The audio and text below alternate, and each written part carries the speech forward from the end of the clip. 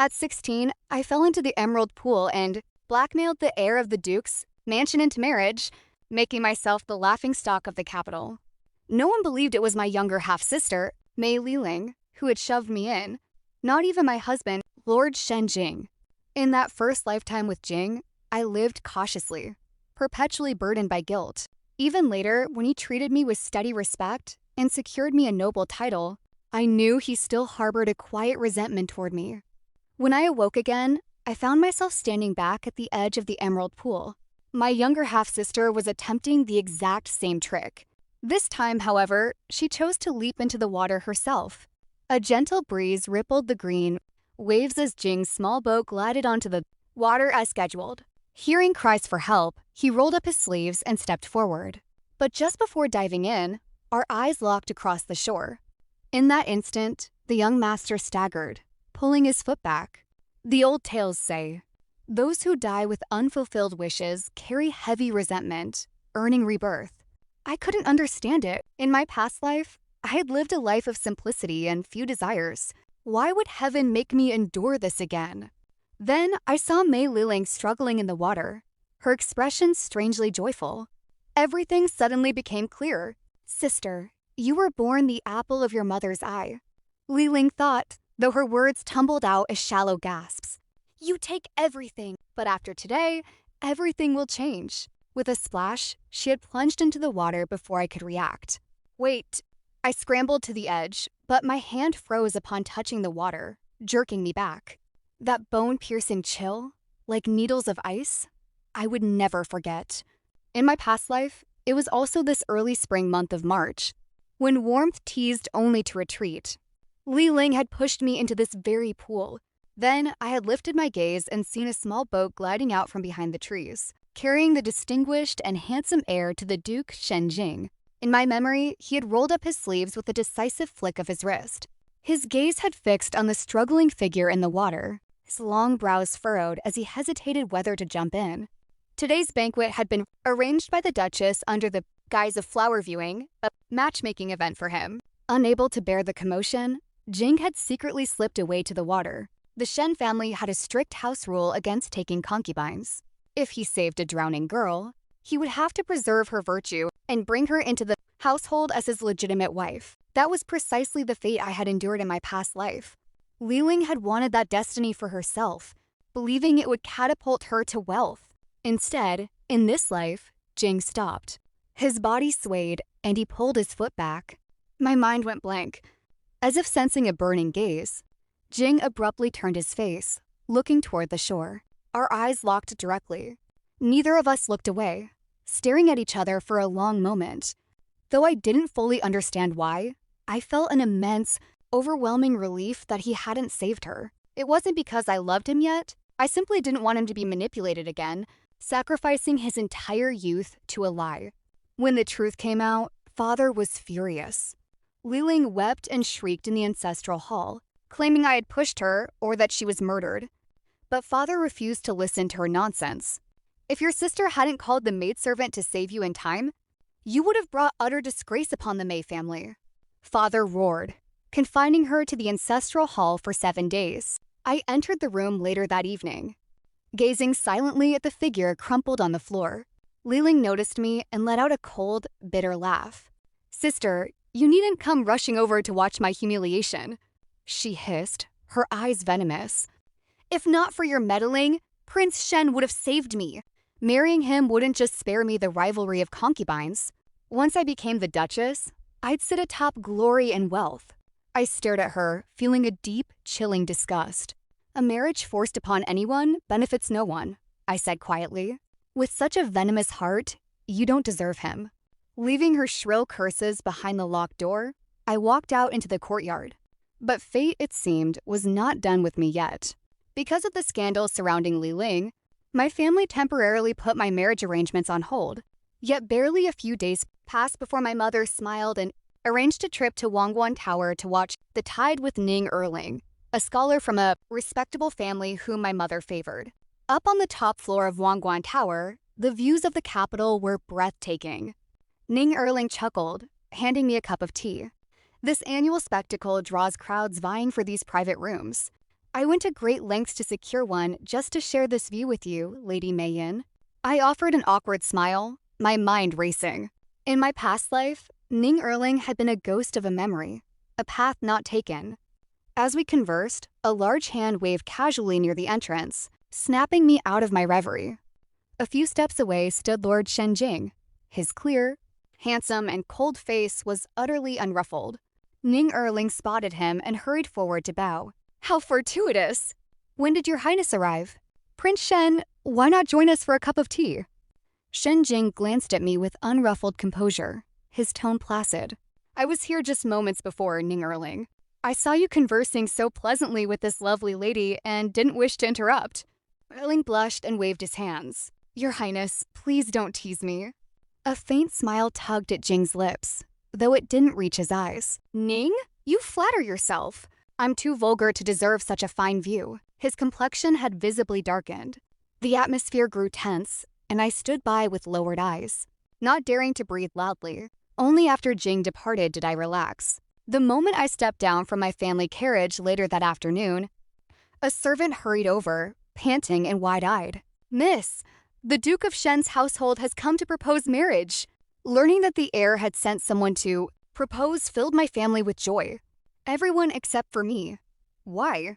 After racking my brain, I couldn't understand it. In this lifetime, I had only met Shenjing twice. What could he possibly see in me? In the reception hall, the elderly marchioness who came to make the match beamed as she took my hand. My dear child, it's because they see your dignified grace and gentle, fine nature. Sending me here was Jing's own decision. Ignoring my parents' warning glances, I pressed further. Did the young master have anything else to say? The capable steward who accompanied the marchioness stepped forward with a smile. The young master remarked that at the flower banquet, he saw you save someone without flinching, a sign of great composure. Later, he heard people praise your skill in bookkeeping and managing accounts. Moreover, this very morning, he encountered you again at the Wangguan Pavilion. Truly, this is profound destiny. So that was it. Jing believed my composure meant I was capable of managing a massive estate. It wasn't that he loved me passionately. It was that I happened to meet his exact criteria for a duchess. Recalling Li Ling's harsh words from my past life, Shenjing could marry anyone. A sharp thorn twisted in my heart. In my previous existence, consumed by guilt, I had devoted my entire life to serving his household without ever opening my heart. Given another chance at life, I did not want a marriage built purely on duty and convenience. I wanted someone who chose me for me. Drawing a deep breath, I looked at the marchioness and curtsied gracefully. Please return and convey to your young master that I am not as good as he claims. I fear I would only disappoint his kind intentions. Mayyin will not marry. Silence hung heavy in the room. The proposal was rejected. Word of my rejection spread through the capital like wildfire. Noble ladies at poetry gatherings and temple banquets openly sneered at me. Look at her, they whispered behind silk fans. The fool who rejected Prince Shen. She must be regretting it bitterly inside. I ignored them, focusing instead on the plum blossoms in my yard. But life had other plans. Late one night, the early summer stars blazed bright, and crickets chirped outside my window. I tossed and turned, unable to find sleep, the weight of the day's gossip pressing against my chest. Suddenly, I noticed the window was slightly ajar. The evening breeze stirred the curtains, outlining a familiar, dark silhouette. My throat caught in shock. Before I could cry out, strong hands reached through the frame. The moment I approached, a figure slipped inside, cloaked in dark, form-fitting attire that smelled faintly of starlight, cedar, and the damp chill of the night. It was Shenjing. His forehead was slick with sweat, his chest heaving as though he had run leagues just to reach my chambers. Madam, he rasped, his voice tight, fierce, and entirely stripped of its usual aristocratic composure. Are you truly going to marry that Ning Erling? We were no more than a fist distance apart. Staring into those ink-black eyes, I couldn't tell which lifetime I was in. The air between us grew suffocatingly thin.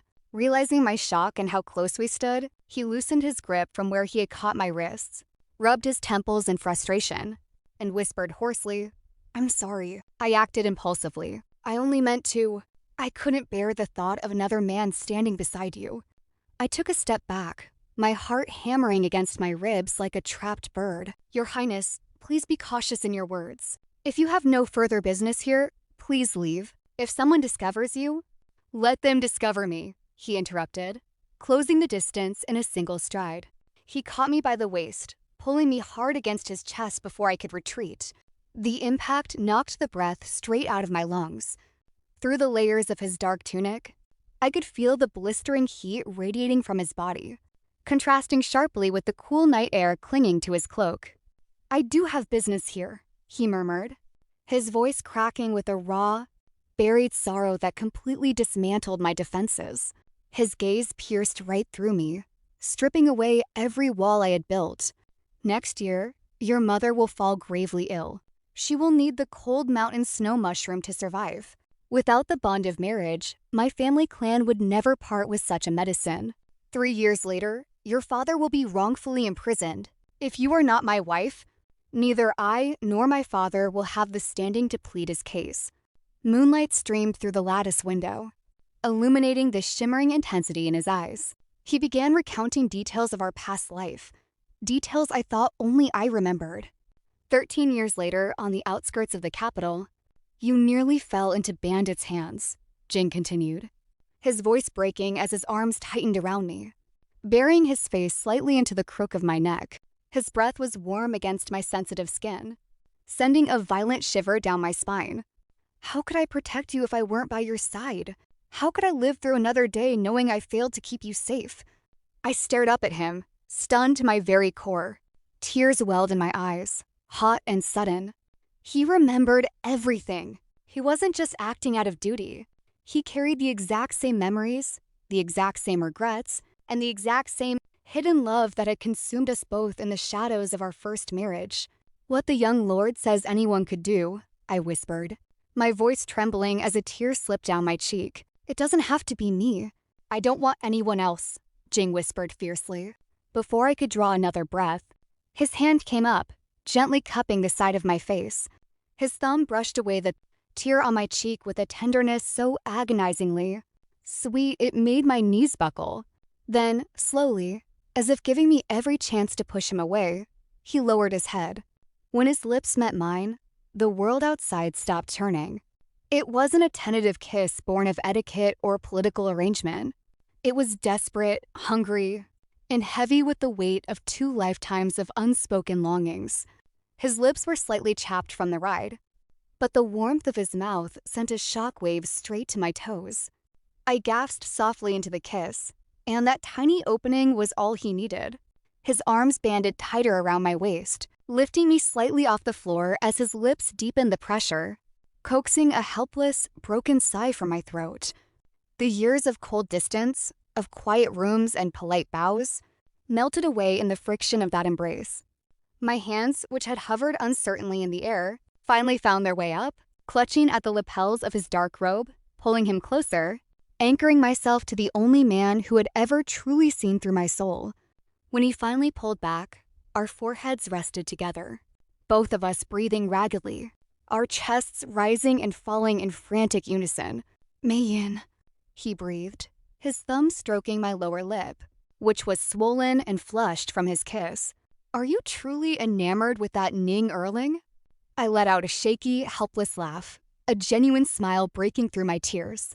Your Highness is simply accustomed to having me bear the burdens. Why choose me? Because, Jing said softly, his voice dropping to an intimate murmur as he pressed a lingering, tender kiss to my forehead, then to my eyelid. I am captivated by you. Though it took me a lifetime to realize it, I want only you. My heart has belonged to no one else. Before I could answer, the spell was broken by a sound outside. A maid's voice called out from the courtyard gate. Young mistress, are you awake? I thought I heard voices. Jing looked down at me, a faint, triumphant, yet tender smile touching his lips. He pressed one last quick, fierce kiss to my lips before stepping back toward the window. I know what the lady desires, he whispered into the dark. Mei-yin, wait for me. With a sudden gust of wind, he vaulted over the sill and vanished back into the night, leaving behind the lingering scent of cedar, the phantom warmth of his lips, and a heart that finally dared to beat without fear. True to his word, Jing did not let me escape him again. Though he disappeared for a brief period to handle matters in the south, swiftly neutralizing threats and even rescuing a young, deaf orphan boy named Ewer, whom we had raised together in our past life, he returned bearing more than just political victories. He brought me pieces of my heart. When the grand wedding finally arrived, it was nothing like the quiet, suffocating ceremony of our first life. It was bright, loud, and filled with genuine laughter. The sound of firecrackers echoing through the courtyard as red silk draped every pillar of the Duke's estate. In the bridal chamber, as the crimson candles flickered and cast dancing shadows across the canopy bed, the heavy weight of the wedding crown began to ache my neck. Instinctively, I moved to stand, reaching out to pour him a cup of celebratory wine and help him unburden his heavy outer robes. Slipping straight back into the dutiful habits of our past, Jing caught my wrists, stopping me mid-motion. He didn't let go. Instead, he pulled me gently, steadily into his arms, wrapping his strong embrace around me and resting his chin softly on the top of my head. "You needn't concern yourself with every little thing," he murmured, his voice deep and rumbling against my ear. "Even if you don't serve me, even if you sit here and do nothing at all, I won't love you any less." I blinked up at him, the old timidity gone, replaced by a mischievous spark in my eyes. "Then what do you want from me, Your Highness?" Jing paused, a rare boyish flush creeping up his high cheekbones, dark against his pale skin. He cleared his throat, looking momentarily flustered before his gaze softened into something infinitely tender. "I want you to smile at me more often," he admitted, his arms tightening around my waist, pulling me flush against him so there was not a sliver of space left between us. "Don't always hide your feelings behind a mask of perfection, and if you feel like scolding me when I'm being unreasonable, or hitting my chest when you're angry, please do. Do not hold it inside." I let out a soft laugh, sliding my arms up around his neck, burying my face against his broad chest. I could feel the steady, powerful rhythm of his heartbeat, the anchor of my new reality.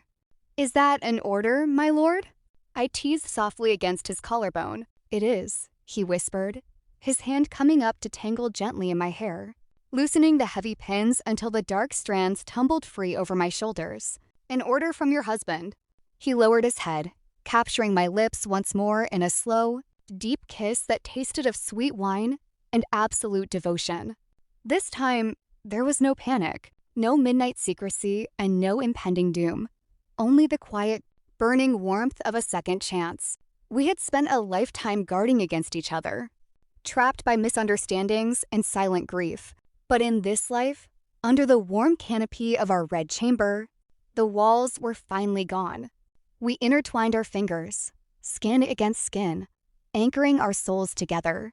We had a second chance, not just to survive, but to truly, deeply, and fiercely love.